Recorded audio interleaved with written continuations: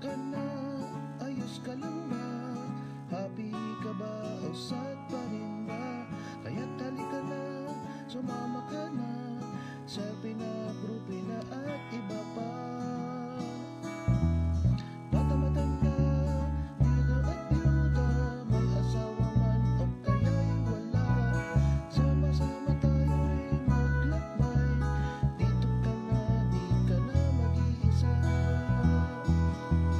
Bebop, bebop na tayo, bebop, bebop na. Let us be hip and let us up, tara sa munting tahanan, tahanan ni Kristo.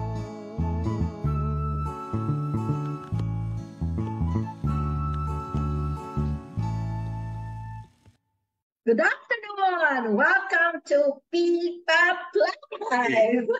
Paris Pastoral Accompaniment Program. Yes, in short, PPAP Live. Kaya maraming salamat po sa walang sawa ninyong pakikinig sa amin. Sawa na rin siguro sila sa mukha natin. Kaya lang anong magagawa natin? Gusto ko sanang baguhin na eh. Pabaguhin mo na yung tawag pangalan. Magmamaskara na tayo. Oy, kala ko gusto mo na akong baguhin. Diyan papunta yung ating talk, ha? Yung pagbabago mo. Ano ba yon? Promise, ha?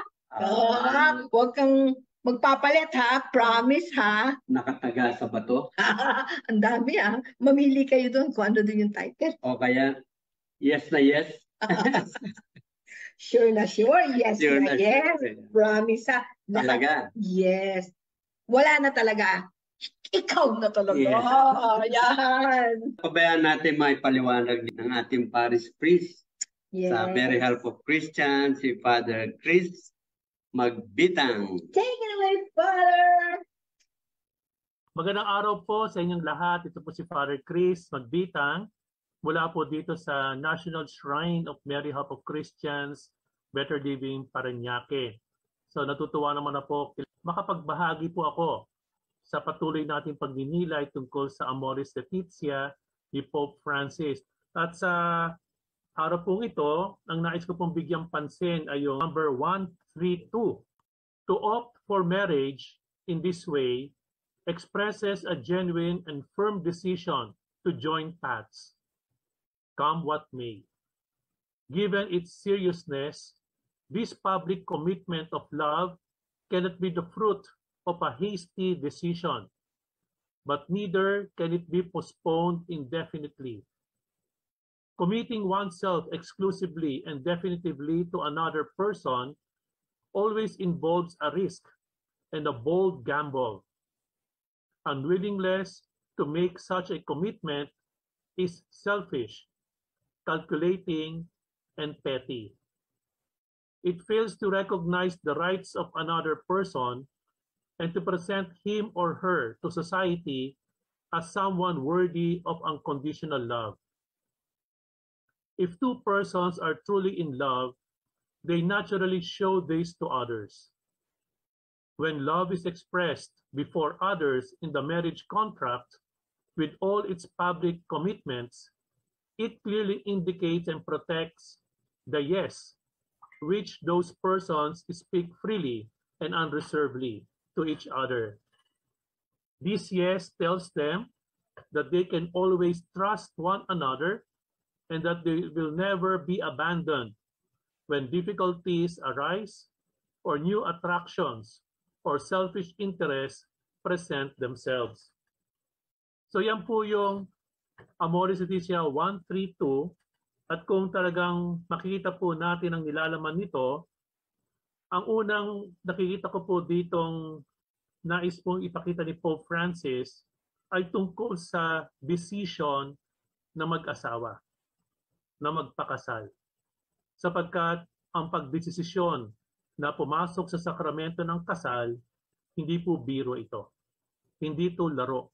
Hindi po ito pasikat, hindi ito patalbugan o pabonggahan.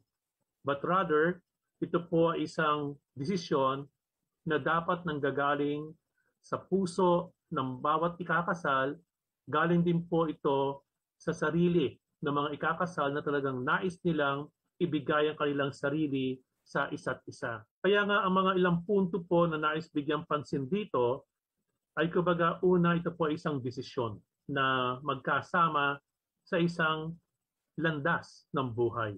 To join paths with each other ay pinapakita po nila through a public commitment of love. So ibig sabihin kapag kinakasal po ang isang lalaki, isang babae, ito po ay dapat alam ng lahat. Wala pong tinatawag na private marriage. Wala pong tinatawag na secret marriage. Ito po ay isang public commitment. Alam po ng lahat na kayo ay kinasal, kayo ay mag-asawa, kayo ay may pamilya. Kaya nga po ang commitment pong ito, hindi nga po biro ito, kaya sinasabi ni Pope Francis, hindi pa dahas-dahas ang pagdesisyon na to. It's not a hasty decision. Or, sinasabi niya, neither can it be postponed indefinitely. Ibig sabihin para bang hanggang ligaw ka na lang, pero walang commitment. Kaya nga yung, sabi natin yung ligaw lang ng ligaw, masabi natin, torpe yan, duwag yan. Kasi hanggang, parang hanggang labas lang siya. Hanggang pasikat lang siya, pero ayaw niya talagang pasukin yung buhay na yon na nais rin niya ibigay ang kanyang sarili. Kaya nga ang nais kong bigyang pansin dito ay unang-una, kaya what makes it a public celebration talaga, kasi dapat nakita natin ang kasal bilang isang sakramento. At ano ba ang sakramento? Ang sakramento, unang-una, they are perceptible signs by definition. Ibig sabihin, may mga sinyalis yan. At ano mga sinyalis dito? Words and actions. Yung mga salita at mga pagkilos, mga gestures, which is accessible to our human nature. At katulad nga sa sakramento ng kasal, kaya ang sakramento ito, kasi ang perceptible sign ng sakramento ng kasal ay yung mutual consent. Yung pagbibigayan nila ng pangako sa isa't isa at pagtanggap nila ng pangako sa isa't isa na sila ay mag-asawa. So it's a perceptible sign. Naririnig po yan, nakikita po yan, at accessible to human nature sapagkat alam po ng mag-asawa yon. And ano po yung sa sakramento? That by the action of Christ and the power of the Holy Spirit, they make present efficaciously the grace that they signify. Na ibig sabihin yung kanilang pagpapalitan ng pangako at sumpa at yung consent, may kalakip na biyaya yan. Hindi lang yang salita. Hindi lang po yung pangakong galing sa bibig nila, pero sa pamamagitan ng kapangyarihan ni Kristo at ng banal na Espiritu Santo, binibigyan sila ng biyaya na pagkatapos noon, sila ngayon ay nagiging isa. Isang mag-asawa, lalaki at babae na pinagtitipan ng ating Panginoong Diyos. At sila po ay tatawagin ng husband and wife. And later on, pag nagkaanak na po sila, nagkapamilya, sila po ay mga magulang, ama at ina, at yun po ay biyaya ng ating Diyos. So hindi lang po yan isang makataong pagkilos, pero ang Diyos din po ay kumikilos sa mga salita nilang ibinibigkas sa isa't isa. Kaya nga, ang mga sakramento nga pong ito ay may kalakip na senyales, merong pagbabago sa kanilang buhay na nagiging mag-asawa na sila pagkatapos ng sumpaang ito at bilang mag-asawa ngayon, ang biyaya ng Diyos ay mapapasa kanila. Meron silang tinatawag na sacramental grace na gagabay sa kanila para matupad nila ang kanilang tungkulin bilang mag-asawa. At ang maganda nga dito sa senyalis na ito yung tinatawag nating kumbaga yung consent o yung sumpaan nila. Na ito yung tinatawag natin is the matter of the sacrament. At mahalaga ito sa kasalan sapagkat pag walang consent, walang pagpalitan ng pagsusumpa sa isa't isa, wala pong kasal. And what is consent? Ayon sa ating canon law, sinasabi po, consent is an act of the will by which a man and a woman mutually give and accept each other through an irrevocable covenant in order to establish marriage. Okay, so unang-unang elemento po kapag nagbigay sila ng panunumpa sa isa't isa is an act of the will. Kapag sinabi nating will, hindi lang sa inisip ko, kumbaga pinag-aralan ko, pero bukal po sa aking saloobin na mamahalin ko ang lalaking ito, mamahalin ko ang babaeng ito, pakakasalan ko itong taong ito. It's mutually given and accepted. Tapos anong mangyari? Ano yung tinatanggap nila sa consent na yon? The irrevocable covenant. Pag sinabi natin irrevocable, hindi na mababawi yan. It will last forever until death ng kanilang pagsasama. So, tapos pag tinanggap na nila ang isa't isa, nagbigayan sila sa isa't isa, then it will be considered marriage. Tapos ito pong pagbibigayan ng consent na ito is first of all is an ecclesial act. Kumbaga, gawain po ito sa simbahan. Bakit?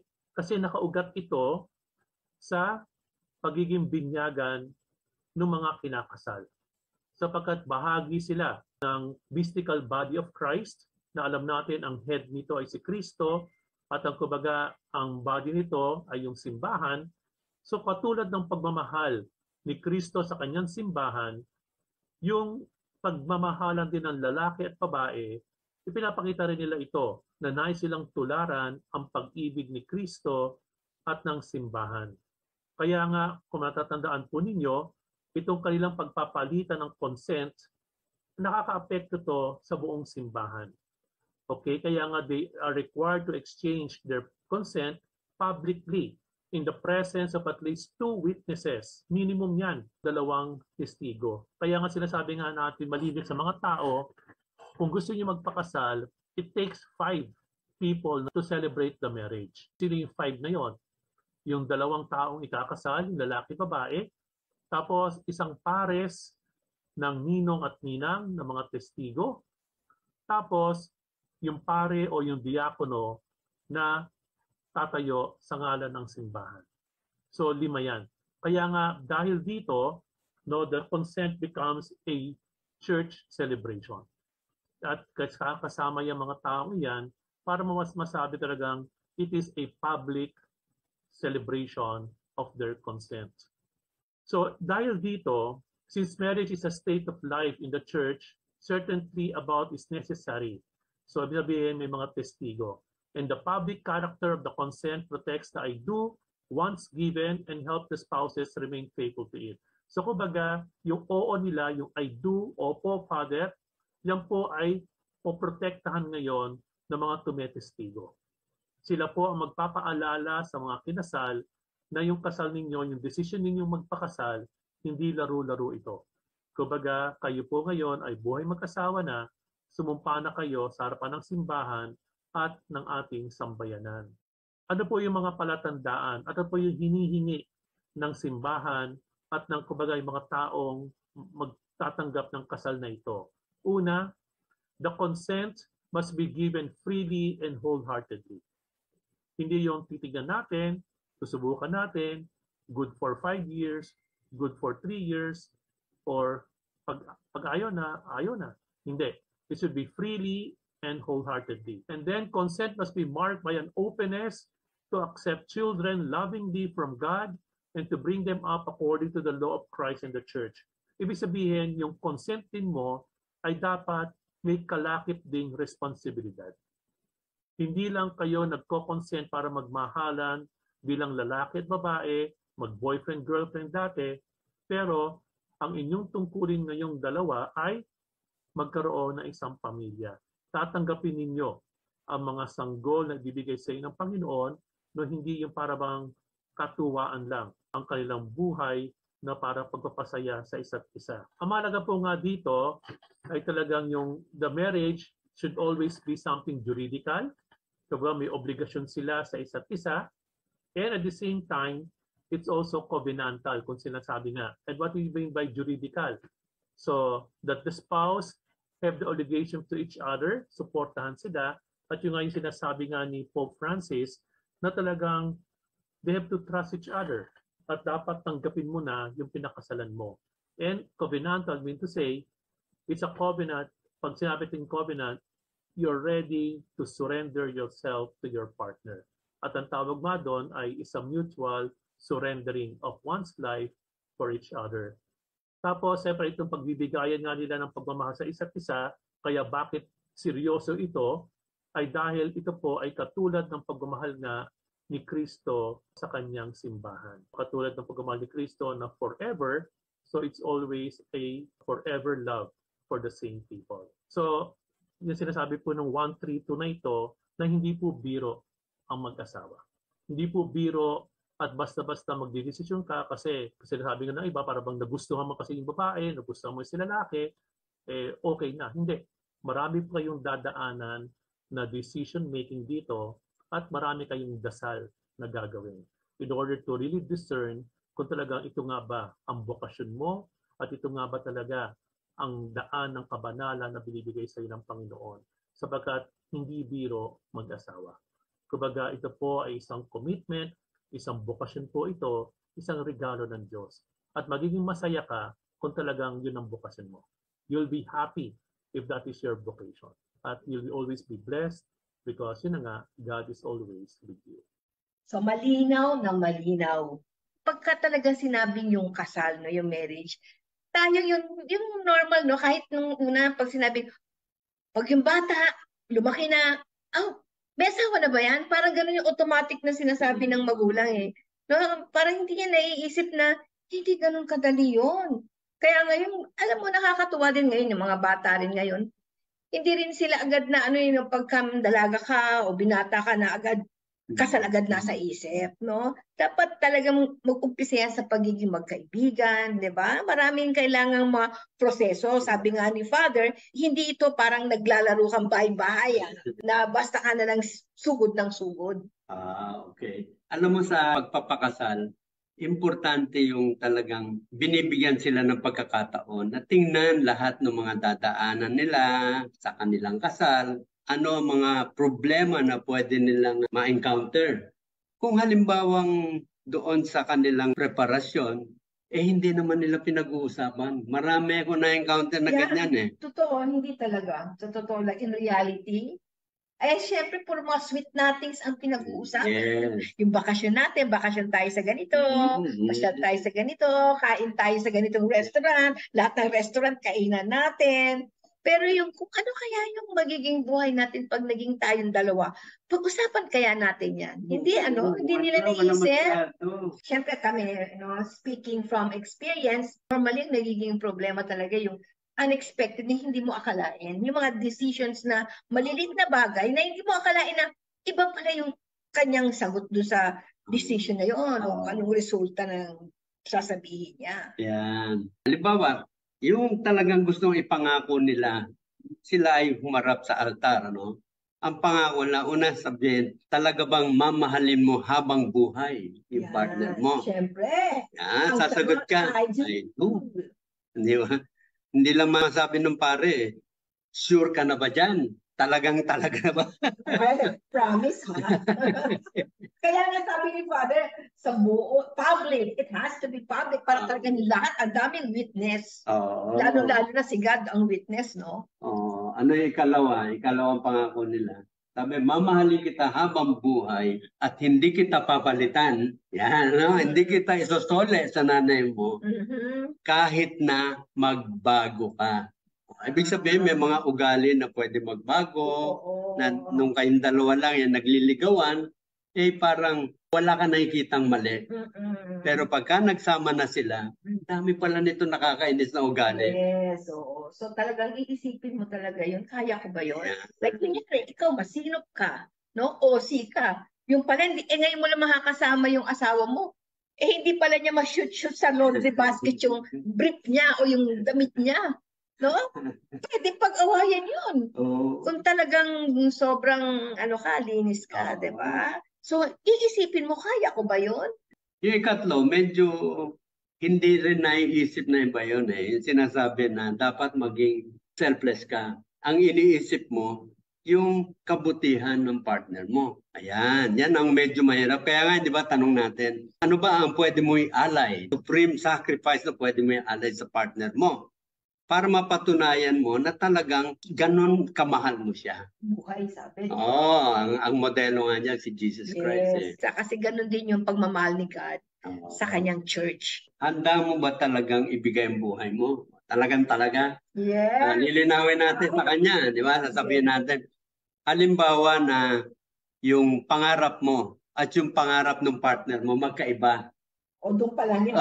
Hindi pa buhay yun. Ilagay na Hindi yun. pa pangarap pa lang yun. Pangarap. So, anong pangarap? Example, ang pangarap niya rin, ako gusto ko pumunta ng Amerika.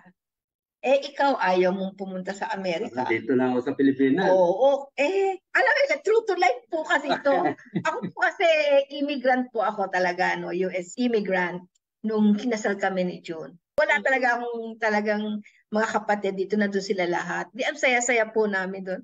Yung asawa ko ayaw niya doon. So, in short, nakita niya naman kung nasan kami ngayon. Oy, selfless ako, ha? So, siya lang nagparaya siya. Yes. Okay, di ba? Oo. So, ngayon, isa pa, sabi natin, hindi ba minsan nag-aaway kayo dahil pareho kayong tama, pero magkaiba ang prinsipyo na gusto niyong sundin? Oo. Alam mo, talagang madalas yan kasi ang isang tao, magkaiba talaga yan ang personality. Sabi pa naman, di ba, na unlike poles attract. Pero mo yun? Ano ba yun? Unlike poles attract? Di natin mag-aaway. Di ba? Pero hindi, no? Makikita mo, dyan lalabas yung sinasabi ni June na magkaiba kayo, pero sino masusunod? Para lumabas yung pagka-selfless mo. Anong example mo dun sa lalaki na madalas na nagiging away ng babae? Siyempre sa office, pag Friday, mag-aayaan yan. Biglaan yan, ha? Tutuksuhin kami dyan. Alam mo naman sa office, pagka sinabi, papaalam ka pa. Kanong paalam? Ikaw naman ang may desisyon dyan, Sabihin under ka, no? Oo, sabihin under. So, yun, nagiging away yun kasi yung lalaki, nag-influence siya ng kanyang mga barkada sa office.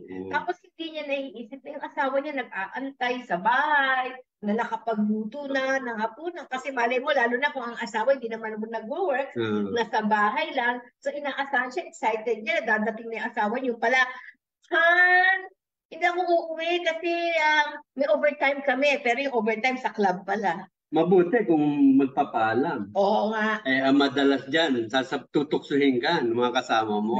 Papaalam ka pa, under ka ba? Alam mo naman, nung hindi pa mag-asawa, diskarte ko, sarili kong diskarte. Ikaw din may sarili. Pero pagka mag-asawa na, parang sinasabi na, may asawa ka na huwag ka na magbuhay binata. Huwag ka na magbuhay dalaga. Yes, tama. So, dapat matuto ka rin i-give up yung dating sinasabi mo, freedom mo yan. Di ba? Lalo na pag nagkaanak ka na. Diba? Meron kasing may iba natatakot sila magkaanak kasi natatakot sila yung responsibility. Number one po yun sa pag-aasawa, sabi ni Father, no, kasama yun na yung responsibility. Lalo na pag nagkaanak. Diba? Yan. Isa pa nga yan Yung isa rin pangako, sabi mo, open ako sa buhay, bagong buhay, open sa anak. Life. No? Ngayon, merong iba, talagang sabi niya, isa lang. Yan. Mabuti nga may isa pa. Iba, ayoko nga, baka tumaba ako, masira yung figure ko. Paano na yung si Blackie? Alaga na natin, napamahal na sa akin yan. Paano yan? Yung anak natin, nakigusto. So, parang kontento na sila sa pets na lang. No? Imbis na pips. Pets or pips? Pips, people. Nakuha ko yan sa mga kabataan. Hello, mga big angels. You know who you are. Ayun, so yun yung sinasabi na yung pangako mo doon sa apat na yun. Kung talagang paninindigan mo yan, napakahirap. Napakahirap niyan talaga. Pero ang totoo niyan, kasi pinipilit nila na kayanin nila yan. Sabi ko nga ano ba sa tingin ninyo? Kaya ninyo yan? Kasi marami na tayo nakikita na tangangako talaga. Talagang pagkatapos ng pangako na yan, may kiss. Lalo na, sinabi yan ng pare, no, pala, pagka nag-canonical interview, no, ang sinasabi pala doon ng pare din, na palakihin ang mga bata, no, lalo na kung magpapakasal ka sa Catholic Church, palakihin ang mga bata sa faith ng Catholic. Kaya unang-unang kayo ang titignan, no, ng mga bata. Kaya yun yung isa sa mga responsibility ng magulang na kailangan iniisip natin simula nang nag-I do tayo, I do sa lahat po yun. Okay. Promise talaga, lahat. Yan kasing promise na yan. Eh pagka tinignan mo ang estado ng mga tao, ang tao ay napakarupok, ang daling matukso. Pagkatapos ang mundo, ay nandyan ang demonyo na Ay, talagang magaling siyang manukso. At lalo na kung nakikita ninyo yung nagtatry kang maging mabayat, lalo siyang gustong magpumilit na pumasok. Kaya dapat lalo tayo aware, no? At saka lagi tayong ever faithful sa ano natin. Yan Sa ang faith. sinasabi. Kailangan ma-recognize mo na hindi mo kaya by your own power. Yes. Sa power ng tao, hindi kaya. So we need somebody, Yes. our God. Correct. Kailangan natin yan. Kaya nga, sa sacrament of marriage, may sinabi si Father na may grace na ibibigay sa inyo. Yan. So yan po yung tatanggapin natin ng gusto at hihingi natin kay Lord, no? Sa pamagitan ng prayer and faithfulness. Yan, okay. So, sabi natin, hindi naman talaga ganun kadali na panindigan yung pangako na yan. So, sa simbahan, nag-create tayo ng mga programa. Parang yan ang suporta sa kanila. So that, eventually, talagang alam nila kung paano i-handle yun. Kung paano nila mapapanindigan yung pangako nila. Di ba? So, tayo, halimbawa, sa simbahan natin, meron tayo diyang kapihan. Kapihan, ibig sabihin, pagka konting problema, alam mo, ang talagang laging problema ay yung kanilang communication. Konting problema, that is causing you na nawawala na yung pagbibigayan, nawawala na yung masayang pag-uusapan. Eh, konting problema, sabi nila, konti lang yan eh. Hindi na natin kailangan yan yung support na sinasabi. Kaya natin yan, di ba? Pero every time nagkakaroon ng problema ng ganyan, unti-unti kinukutkut niya yung tinatawag na love bank account. Yung deposit mo, unti-unti kinukutkut yan. At pagka naubos yan, yung communication ninyo, hindi na yan nagiging maganda. Hanggang sa dumating ang time na parang ayaw nyo mag-usap. Eh how can you resolve issues kung ayaw ninyo mag-usap? Yeah, totoo. Kaya tayo merong kapihan. They can go there, pinag-uusapan yung mga issues na ng pamilya. And kung halimbawa hindi na sila makapag-usap, meron doon mga counselor na actually pwede lang kayong tulungan how to communicate well. Kaya paano matuto makinig. Correct. Kaya wag natin na lumala pa yung ating pagsasama. Sa maliit pa lang na bagay na hindi kayo nag-a-agree, pag-usapan na niyo. Kung hindi niyo kaya pag-usapan na kayong dalawa, no, lalaki yon, pumunta kayo sa kapihan kasi pwedeng pag-usapan yon, no? Pwede niyo kaming diretsuhin, no? Pwede tayo mag-schedule.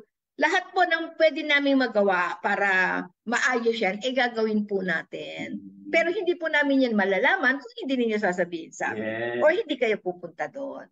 Yun, isang suporta yon. Meron din mga communities kung saan laging merong katuruan. At lagi sila nagkikita na talagang napipilitan silang pumunta sa Panginoon, yung sakramento, magawa nila bilang mag-asawa, at yung kanilang pananampalataya ay lumalago. Marami tayong mga community, no, na available dyan. Bigyan niyo po ng time, no, ang community. Couples for Christ, may prayer community, may El Shaddai, may kayo Handmaids of the Lord. Meron din naman sa kapihan. It's actually a community din. Kasi dito po makakatulong sa inyo talaga ito. No, parang preventive siya. Biruin nyo, no, nag-say kayo ng I do lifetime, no, lifetime. Mahirap po talaga yung kung talagang iisipin ninyo. So, ano pa naman yung 1-2 oras na spend nyo dun sa community na sasalihan nyo o pupuntahan ninyo compared sa habang buhay na pagsasama ninyo? 1-2 oras na punta nila ron, that opens up yung kanilang desire na mapalapit sa ating Panginoon. Then eventually mapapansin nila, marami na silang time kay Lord. So umpisa na kayo, ano, na parang nahihirapan kayo, hindi kayo makapag-give up ng time dahil nagtatrabaho kayo. But you pray and then sabihin nyo, Lord, willing ako, Lord, ayusin mo yung schedule ko, and He will.